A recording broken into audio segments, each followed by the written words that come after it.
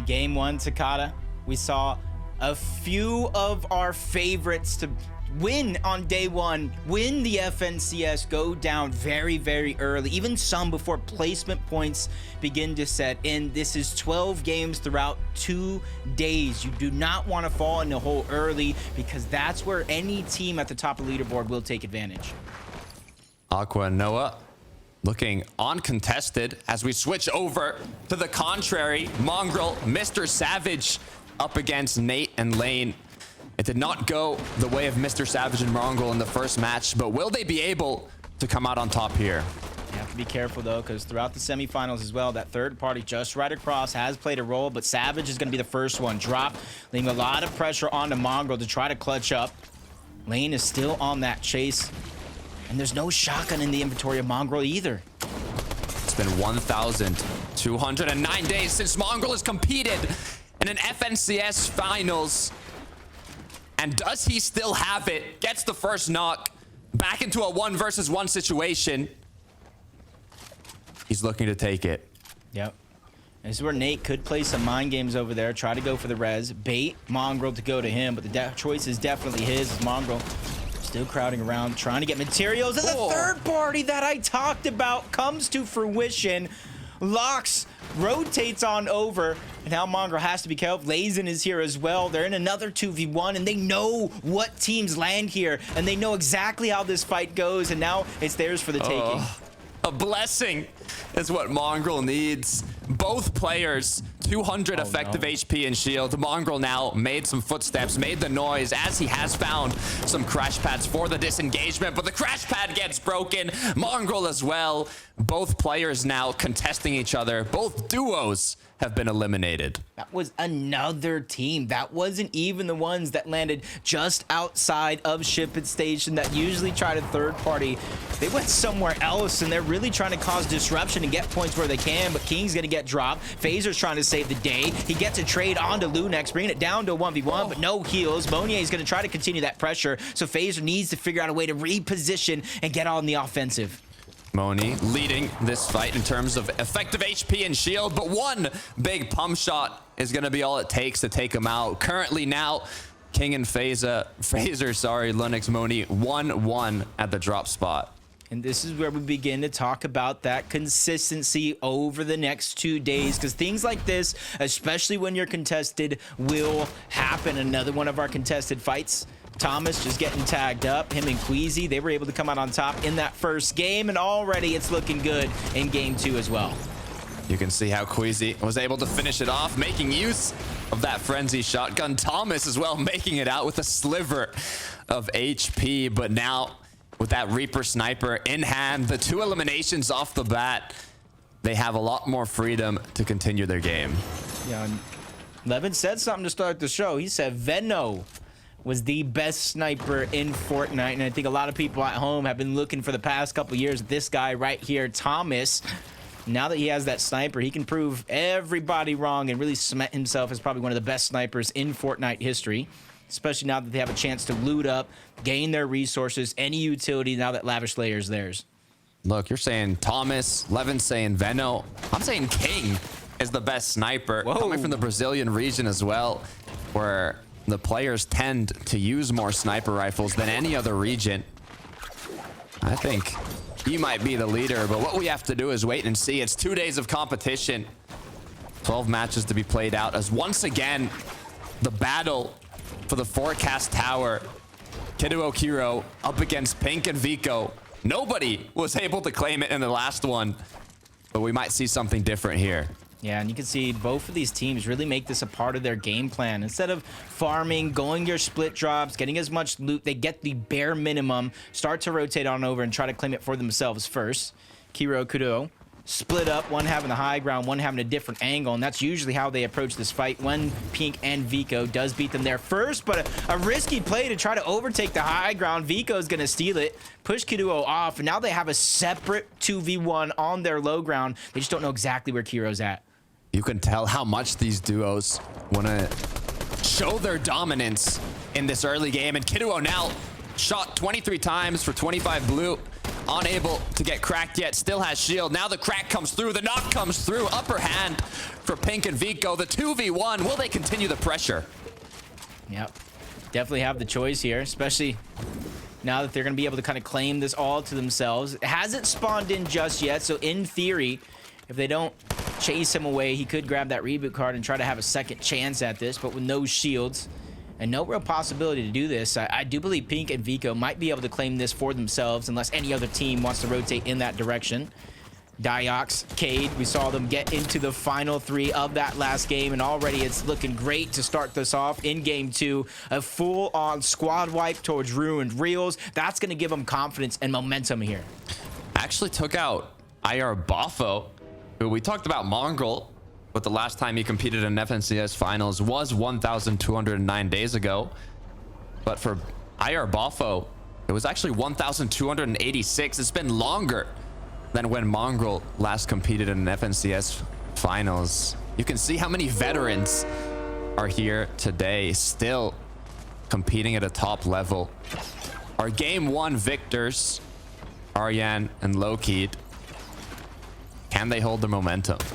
I think they have it. They brought the momentum into the FNCS because that's back-to-back games now that they have won on the FNCS stage. This goes back to the game 3 of the semis in the lower bracket where they won that game to push themselves into that top 15 just to make it to this stage. So we talked about so many teams being on fire, having the limelight. Well, that's a team that deserves it with how well they've been playing.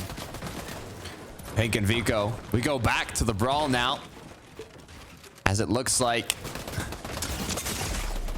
they will be closer and closer to securing this forecast tower, but the third parties are coming through. It's Jannisz, it's Flickzy, and that screams danger. Yep, and we know how well they've been performing leading up until this day, and this could be a big fight right here for the forecast tower because this could be what pushes them over the edge to kind of take game 2 here of the FNCS. But with the high ground, they still have some adversity to face and having to figure out how they're going to get down low to Pink and Vico, how they're even going to get the NPC. And I don't think it's going to be a safe possibility. There's too much risk involved. So it does look like Flickzy and Jannisz from Reckless Railway is going to disengage on out and basically start on over where they began. One of the most important parts to grand finals is there are set lobbies and you can have a general idea of, you know, who's dropping on you, who's landing in the surrounding area, and who are taking those fights for the forecast towers or even for big objectives, mythic items. And if you're looking in the feed and you see the 2 duos that are going head to head, one player of each team gets knocked down, you know now there are 2 solos battling it out, and you can capitalize on that situation. I'm sure Flickzy and Jannisz kind of saw that Pink and Vico took out one of their opponents, but they knew it was still a duo, so it wasn't enough to play extra aggressive. For Noah and Aqua, though, starting off so high up in the first match, controlling height down to the 2nd place. Even though they didn't win the match, it's a game of consistency, being 2 days of competition. So you know they're more than happy with that way to start it off. You know, I'm kind of looking at them in this game to kind of figure out what's the mental toughness, right? You could be happy that you got that top 3, you're in 3rd place, but it's all about, can you have that mental composure to realize that opportunity slipped through your hands, and instead of being 1st place on the leaderboard, you are positioned in 3rd, but we'll figure out how they can continue to compose themselves as we jump on board Venno and Tayson. From Grand Glacier, you see them rotating around, using a lot of those static launch pads for mobility. That allows them the elevation to figure out where a lot of these teams are positioned at as well. And from what we saw in last game, Surge is going to be a problem for them. It happened in game 1, and with nobody nearby here in game 2, you got to imagine it's going to be the same thing. Edge of the map here, you can see a few duos in the surrounding area taking shots at each other. Camiseti, Aqua, Noah. Even another duo up north here. You can see, though, in terms of materials, they've done a great job. Almost full up on metal. Have some of their bases built already. As Zone has pulled closer. Snipe shot. Unable to connect from Cami. Only 7 more in the chamber. And with so much of the match left, you do not want to waste those shots. Yeah, I was wondering, he left the med kit up there, and I was like, what does Cami and Seti have in their mind? Well, they have a ton of different heals scattered around their drop spots, kind of saving it for later. Weapon cache is starting to appear for a lot of these teams. It does look like Reason and Vidil might have shared one with Noah and Aqua, with Noah and Aqua being the ones to collect that and all that loot. And you gotta think, look at the materials right now. It isn't necessarily too bad for Vidil and Reason, but they definitely still have more work to do, and where they're gonna get the metal is gonna be the question for me. That is a difficult resource, the most scarce one on the map, and usually these players will have routes for everything, for Storm Surge, for right off the drop spot, how to maximize efficiency to get as much loot as possible, but also be put in an advantageous position against your opponents if you're contested, and even were to farm up that metal, as it's so crucial later in the match. We've also seen a lot of bushes being put to good use, especially if you have a sniper rifle like Flickzy does have in hand. You can see almost like Cammy and Seti here with the amount of spare loot they have. They're like squirrels hiding all their nuts, all their precious items around their drop spot, as all it takes is one quick sniper shot. I'm wondering here if, I mean, the wood structures are kind of on purpose, as it's going to block those shots from opponents taking blind shots into the builds, but at the same time open up opportunities for you to peek.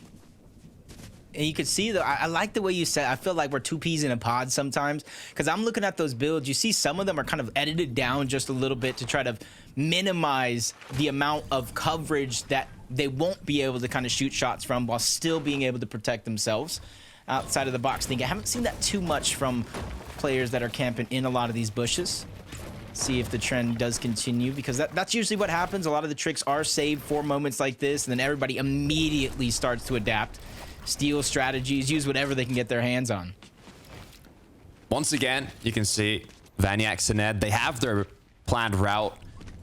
They always make up kind of a tower on one of the mountains around their drop spots, specifically in areas where they believe their opponents will rotate through. But the opponents learn this as time goes on, and they know that there's going to be a duo positioned around that area taking shots at them, so they will try and use the environment to kind of take cover from that and even use a bit more builds. Pixie, though, look at this. 5 medkits, Jacob. So early on, you can wonder what they're going to want to do in the late game. He's definitely ready for this meta. It does come down to a heal-off scenario. He has about 2 games worth at this stage. Walks and Pixie just kind of looking around. You see they do have that snooty steps hammer pump. So you got to imagine they have the medallion along with them as well. About 4 or 5 teams on the outskirts out of zone, a couple more just inside the zone as well. So they're going to make their rotation early so they don't get stuck in a lot of the chaos that's down there. Pink and Vico, different plans in mind. Venno, Tayson, slowly but surely, once again, creeping up on their spot. And you can see what both of these teams are fighting for right there on the ground, which was claimed by Venno and Tayson, which was yet another weapons cache. The altercation from the forecast tower third party to now the combat cache, as both teams could always use a bit more damage. Rift Island has even appeared close by, so they have different options to go towards.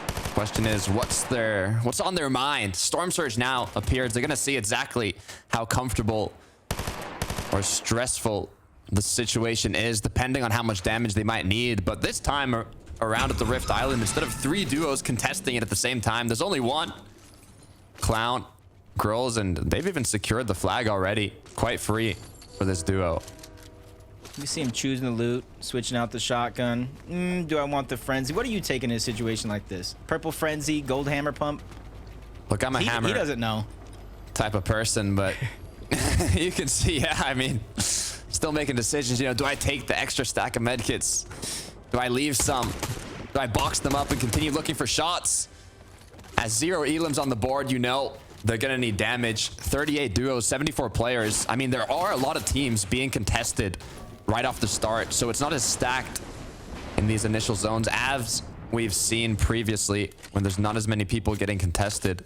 But at the same time, once those initial engagements finish off, not a lot of teams end up getting eliminated after. You can see Pablo, Bevy's just outside. They need to be careful because really susceptible to a snipe from Loot Island if they do want to look in that direction. You can see spotting out where players are positioned at, and they're like right in the middle. They can rotate back towards Rift Island, try to grab one of those rifts that are around. They can rotate to zone, try to beat everybody there. The choice is definitely theirs, and for Pablo and Bevies, this is definitely a great position to be in, to have so much control over your destiny at this stage in the game. Let's take a look here. Walks Pixie, what they were able to do. Oh no. Quick crash pad right into Vortexer's box, taking him down. Volko. Now, was he able to escape? Was he not? Either way, that's a huge elim. And those are the plays I love to see with the crash pad. Hides all the audio. You can sneak up on a player just like that. Even when they're rotating with each other, that little bit of separation is all it takes to find just a little nifty elimination like that. Han and Vasquez. Center zone is what it looks like. High up on the mountain. 110. Nice snipe shot. Even threading some assault rifle shots through to get even more damage for their Storm Surge. Positioned well. Veno, though, fighting from the low ground against Pablo and Bevies, who we've literally seen moments ago. And I kind of asked this question to start the game. What is their plan for Surge? There are going to be a below, but with a snipe like that, that's definitely going to help Veno and Tayson get above the damage threshold. We were talking about it. Veno has been hitting some insane shots these days. Can he keep it up in the grand finals when the pressure is on? That one sniper shot put him above. As now Bevies. Uh-oh, be careful, Bevies. You've gotten stuck. 34 now, cracked, no shield to work with. Veno gets the knock. Pablo is taken out. Bevies is low on HP. But this is huge for Tayson and Veno. Yep, Steven snipes the body, max damage. Just trying to get as much as they can when it comes to Surge. Bevy nearby, but Bevy's time is ticking. He doesn't have any HP. He's below on Surge. And he can't necessarily even rotate first because there's 3 teams waiting for him on the other side. This is going to be his golden opportunity. Lands the shot onto Veno. No heals left over. Bevy needs a miracle if he's going to try to make it to zone. And it's not going to happen. He goes down. Veno, Tayson strike again. A little elim airdrop package from above for Veno and Tayson. I'm sure they heard that elimination. They could scavenge the rest of the loot. They're just on the edge here. They're not even too far from making it in, so you can see they're healing up, getting healthy before rotating back in. Aqua Noah, though, currently only 4 below the threshold, forced to pop those floppers, to pop that Flowberry Fizz, as just one shot is what they need.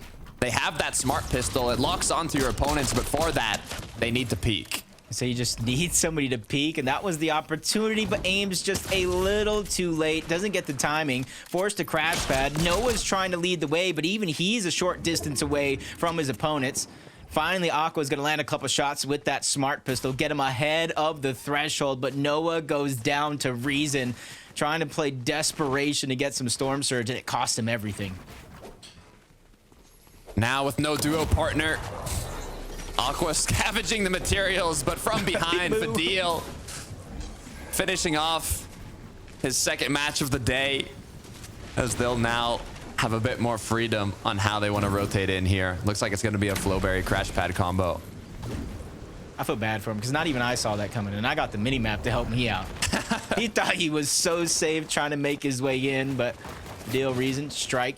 That's going to be their second elimination of the game so far. Over 300 damage above the threshold. Still got some more distance to cover, but that's what these crash pads are for. Another one put to good use, as I believe it's Ski, close to the right now. If they've boxed up under the train tracks, they do have the freedom to do so, as they don't need that elevated position for the damage. Too much action going down around the map. This is around the time where Veno, Tayson were taking down Pablo. Seda was able to take down Debule, but gets beamed in the back by Swidgy and Putrick. No HP to regain, so he cannot stay in the zone for too much longer. And now they're positioned against 2 hungry players, Vico and Pink. Not the best placing in game 1, but at least they were able to pull out a 16th place. I believe they have the forecast tower this match, so they do know where these next zones are pulling. You can see how well they've already positioned themselves in this 7th zone. And their duos, or not the duos, but their opponents in the areas might be wondering, you know, do they know something that we don't? Should we be following them as they continue to rotate? Good amount of materials, decent amount of shield. As we look back over, Thomas HD. Now look, Jacob. Thomas HD. 14 top 10s. 10 top 5s. 7 top 3s in FNCS finals. But yet to take one home. Yet to lift up that trophy. And now with 5 elims on the board, could this be the tournament? Yeah, I kind of made a bold call, probably along with everybody else in Fortnite, thinking this could be the Thomas HD season. He has yet to win one, but he has also come so close so many times. It's almost painful at this point, no matter how well you're performing. If you ain't first, I don't want it. That's probably what Thomas is thinking now at this stage. You know in the how game. much he wants it. You know. Especially with global championship spots up for grabs after this weekend. They could be the first ones to claim it as their own. That is the question. That is the question. But with so many titans, so many legends from Fortnite competitive competing here today, it's harder than ever to take a spot at globals. I drop Nebs though. 368 above. They're feeling quite healthy here as Art Skill is going to be able to pick one up. Storm Surge active now, though. The lobby is going to get electric. And one thing about iDrop and Nebs, we really know what they're capable of. They can pop off at the biggest moments. Sometimes when things don't go their way, it's hard for them to kind of get back on track. But like you said, 368 damage above the threshold. Very little for them to do. It's just kind of biding their time, waiting the next couple of seconds for zone to move forward before they figure out where their rotation is going to come from. And already you're seeing them lining up a crash pad play, even though they do have some grapple blades. Waiting for the perfect moment. They hear their shots. They know that Storm Surge is active and it's going to cause the aggression from the players that are below. For Hen and Ski, though, already one elim on the board. Grapple blading ahead of zone. Will they build up, though? They have an opportunity for elevation. Are they going to take it? It looks like Ski's already boxed up. Almost full low here. A whole duo on top of him as he's forced to wait for the regroup. Yeah, they went on the right side of the zone where it opened up, giving them more space to work with. As they're above damage on threshold, you see a lot of teams around them may not necessarily be as safe as they are. Get an early peek at high ground. Swizzy Pootrick. Might be too soon to tell if they can hold on to it. At least that's the way the trend has been going all FNCS long, even from the open qualifiers to the semifinals into this stage here that we saw in game one. You hold on to it too soon, a team will more than likely at least try to battle you for it. I mean, it worked out for Aqua and Noah in game one. Got them all the way to second place before they had to take that engagement. Issue was for Aqua and Noah, all they had was one flopper, no medkits. And on the contrary, I believe I did see 3 medkits in one of the inventories up there in the clouds. So hopefully they can hold on as all they'll need is materials. And now, 9th zone, first moving, commencing. Yeah, majority of the lobby having a far pull. Flickzy taking some shots, but not anything to get scared about. Vico Pink, they have different plans in mind, trying to get to the box. Artskill stuck by himself, unable to really land the damage for the elimination, but I love the aggression coming out of Vico and Pink when they need it most. They cannot run out of material. Vidio, Reason in a similar spot, but they've got themselves space and time to pop the medkits. It's the shields that they're lacking, though. Does Resin have a Flowberry Fizz? I see him take it out now. Yes. It's gonna be enough to recuperate a bit of shield, even give them that boost to continue rotating through. They're above, they're getting healthier. They have a couple eliminations and a good amount of materials. You can see now as the tarps continue, so does the pressure. Queasy knocked down. It's all up to Thomas now. He snatched that medallion at the last second, and on the receiving end of the Mythic Frenzy, all but just a sliver of HP, but he gets forced back to the zone. That's where Thomas is going to get credit for that knock, and you see him going back, trying to get the materials, maxed up on loot as well. He's definitely cementing himself to have a big game here as a solo. Oh, 3 medkits for Thomas HD, full materials. This is what he needs to continue forwards. He can even play the heal off if he's able to make it far enough. 17 duos are up, 30 players. Multiple medallions as well. The list of things that are going right for Thomas, other than him being a solo, is there. Nebs and iDrop trying to break to the back of the zone, the back of the box. They get confused momentarily as iDrop takes a huge amount of damage trying to make his way in. This is where they're going to stagger themselves. Flowberry Fizz, and say hop their way to the front side of the zone. Still on high ground. I believe it's Swizzy Pootrick. They've been maintaining it, but I drop Nebs, their second height, as the pressure from above is gonna be raining down shortly. The zone pulling over water. Tace and Veno close to second as Thomas is still going strong. Yep, he's looking probably the toughest solo player here, even separating himself from everybody else. Veno, Tace, and make a shot at the high ground. It drops down and it turns on its side. They're the ones who went in for the elimination. Veno stuck to the outside of the zone, 15 HP, running out of build, but finds a huge blind fire with the Reaper, unable to get the knock, but he's still trying to chase that elimination as he runs out of builds. Just 15 HP, and it's gonna be the one shot to take him out. Vico now left as a solo as well, gone down, eliminated. It's Thomas HD. He's still going. This is a solo that everybody knows that can put up some big points. 6 eliminations by himself, 8 as a team. A 9th's gonna be found as Lunex goes down, but Monier is trying to save the day. Swizzy towards the outside as well. There's where all Thomas's loot is gonna go, to the Wedge side as he gets pressured from the high ground. Winnable for Thomas HD. He has 3 medkits. He can play the heal off. All he needs to do is stay up until that last zone. With 8 or 7 eliminations to his lane, he is on fire. Yeah, everybody here is solos but one team, and it might be the high ground team. This could be a great chance for Thomas to win this game. Taking a tick in the zone, that's going to allow him to start the heal off just a second earlier as iDrop's trying to creep around below. Thomas spots him out, makes him run into the next box. This is where everybody's getting closer and closer together, running out of time here at the end. Huge for Thomas HD. That's 8, but he gets dropped. He gets eliminated. The medkits go to iDrop. It's now 2 duos up, 2 versus 1. Will iDrop have the space to pop the medkit? Jannisz, Flickzy taking shots, taking the elimination, and getting the VR for game 2. No medkits, no heals, no problem for Jannisz and Flickzy. And they even saw that person trying to heal off, thunder bursting straight into the box to cancel the medkit and steal the game away. Jannisz and Flickzy are looking like the Titans on top of the mountain now. They were dominating in this recent match. I'm not sure exactly when they were able to overthrow high ground, but there was so many solos down below that just having that chemistry, having both players up, was enough to give them that advantage to secure the win. Just looking, Flickzy just looking smooth, calm, cool, collected, backside of the zone. And this is where they knew it was all over for iDrop. Had him trapped, and as soon as they saw the audio visuals, the med kit going off, they beamed into the box to take him down. That's a huge way to start off game 2 for Jannisz and Flickzy. They were unable to secure the first VR, but now you know they're feeling happier and more motivated than ever. But this is just the beginning, Jacob. They have a long ways to go.